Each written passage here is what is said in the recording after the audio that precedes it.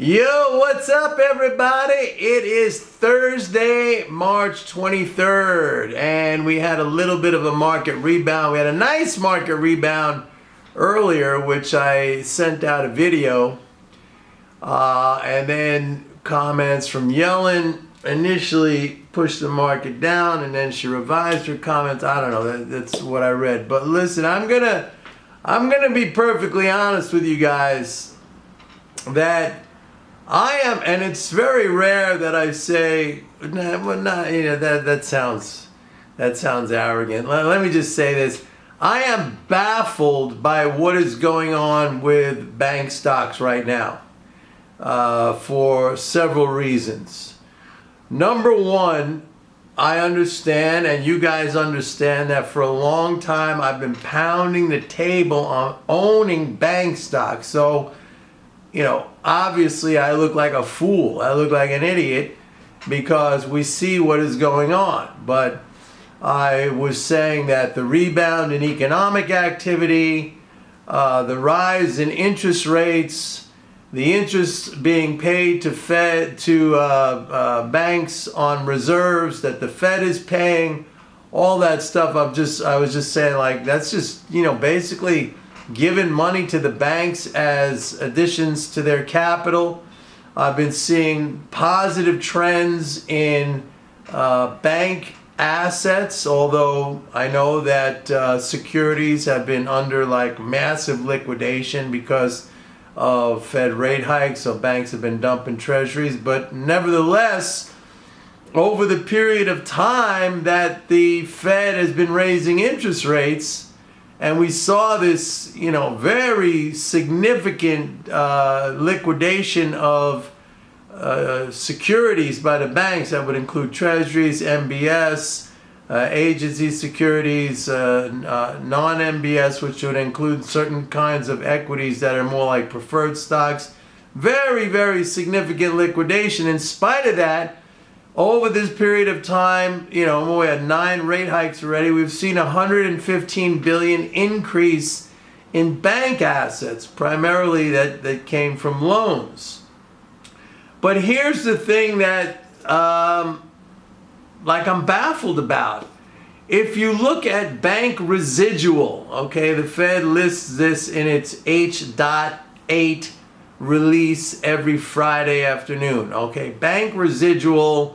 That's literally bank net worth, okay? That's assets minus liabilities. If you think about it yourself, well, what is your net worth? You take all your assets, you subtract your liabilities, that's what you're worth, right? Okay, so bank residual, bank net worth, over this entire period that we have seen this significant decline in assets have to be marked down. Like the FDIC requires the banks to mark to market their securities holdings. So that's why we've seen this huge decline in securities. Despite that, the bank residual, in other words, net worth, over the periods, in the last year since the Fed has been raising interest rates, net worth is down 1.8%.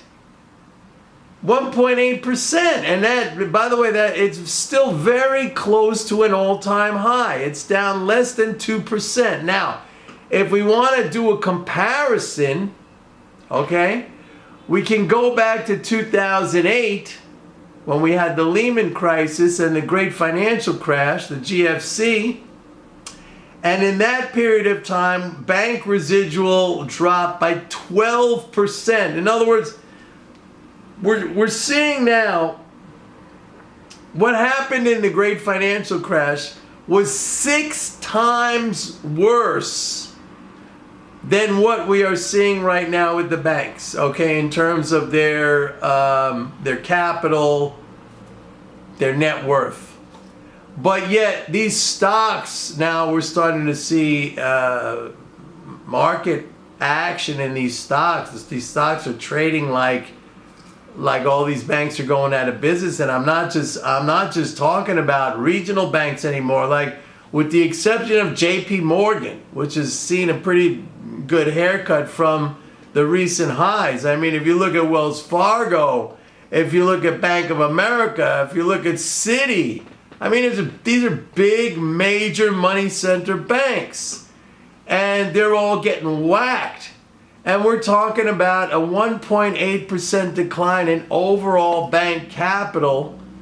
So, like, to me, it all doesn't, I mean, something smells fishy here. Something doesn't add up. Because it's just not the kind of behavior you would expect to see under these circumstances. Like, I get it. In 2008, it was a 12%. I mean, you know, that's significant.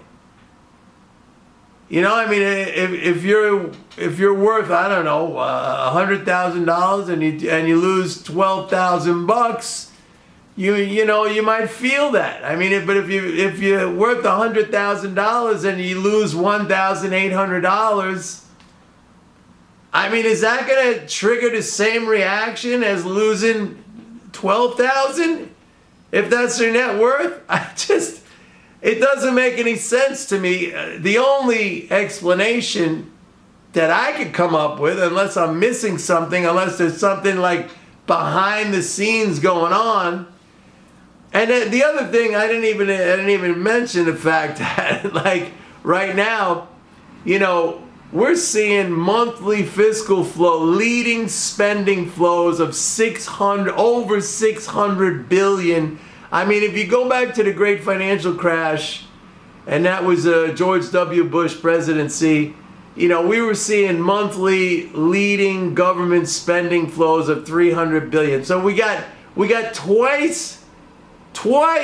than twice the magnitude of monthly spending flows. And remember, I always say that's the first derivative. That's the thing that goes in. That's what adds to the financial balances of the economy. So, like, I don't know, man. I don't get it. The only explanation I can come up with, and you don't have to agree with me, and you could think like, you know, okay, well, that's a very weak explanation, but I just think it's a media-driven thing. I think it's a media-driven thing, and I think it's being compounded by leadership in you know, at the policy level that is, maybe we should say inept, or at the very least incapable of framing the situation as it truly is. But I mean, seriously, when I look at look at the stock of Wells Fargo, look at the stock of Citi, I mean, it's really, and also people say, well, you know, nobody can pay their mortgage, and we got very low unemployment. We have, this is another thing, because I had a conversation with somebody today saying like, oh, you know, household debt is so high. The nominal level of household debt might be high, but debt service burdens. In other words, how hard is it to pay the debt every month? If you look at the aggregate data, and again, I'm sure there's going to be individuals and you know, certain people who are struggling, but you got to look at the aggregate data as an economist, and it's still like near a 40-year low. Like, it's nowhere near. Okay, the debt service burdens in 2007, before the great financial crash, was like 13.7% of disposable income. Now it's like 9.4%. With everything, with all the interest rate increases and everything, it's like 9.4% of disposable income. So what's that, like? I don't know. What's that, like a 30? Is that a 30% less or something like that? 40% less? I mean, just doesn't make sense. Doesn't make sense to me. I've had comments here, and I think some of them, you know, I understand it. They're like gotcha comments. Hey, Mike, weren't you the guy telling everybody to buy bank stocks, huh? I was. And believe me, like somebody asked me the other day, are you buying? I have no available investable cash right now. Like I'm fully invested. If I did, I would be, but I don't. And I'm not selling. But the whole thing to me seems, it's just hard to fathom. It almost seems like there's something else going on. There's a piece of a puzzle that I'm missing. But I try to look at everything.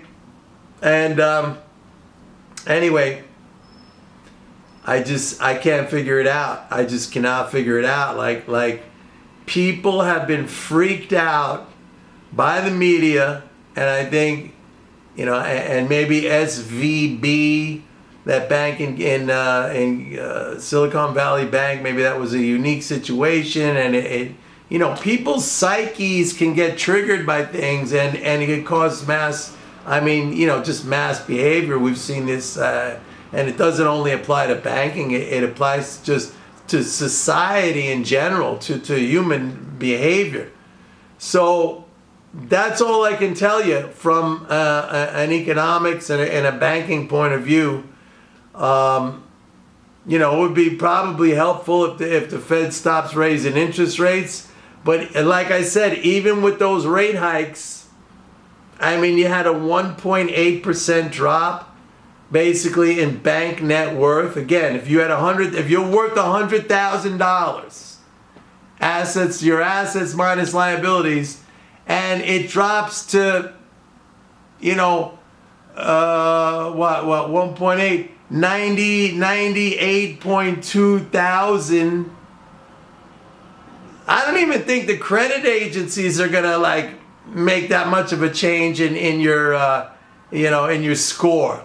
But if it dropped from like 100,000 to 88,000, they are gonna make a change. But that we're not seeing that. We're not seeing that. So like, I can only explain it as some kind of mass behavior phenomenon, unless I'm missing something. If you think I'm missing something, please enter it into the comments. Anyway, that's it for today, folks. Take care. Bye.